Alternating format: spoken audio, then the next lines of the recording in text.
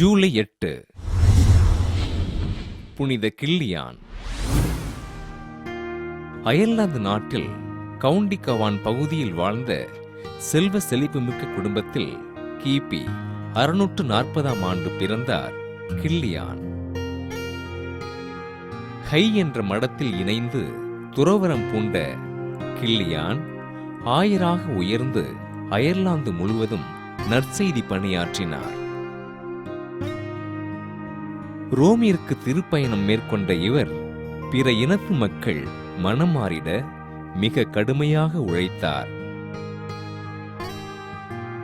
மறுமணம் ஆதரிக்கப்படாத அக்கால திருச்சபையில் இறந்த தனது சகோதரன் மனைவியை மனைவியாக்க எண்ணம் கொண்டிருந்த டியூக் கோஸ்பார்ட் என்பவரை மணமாற்றிய கில்லியான் ஆண்டவரின் பணிகளை அர்ப்பணிப்போடு செய்தார். டியூக் கோஸ்பார்ட் மனம் மாறினாலும் அவருடைய சகோதரரின் மனைவி கெலினா கில்லியான் மீது கோபம் கொண்டு அவரை கொலை செய்ய திட்டம் தீட்டினார். கிபி 689ஆம் ஆண்டு ஜூலை மாதம் 8ஆம் நாள் கில்லியானும் அவரின் தோழர்கள் இருவரும் கெலினா ஏவிவிட்ட நபரால் தலை வெட்டப்பட்டு படுகொலை செய்யப்பட்டார்கள்.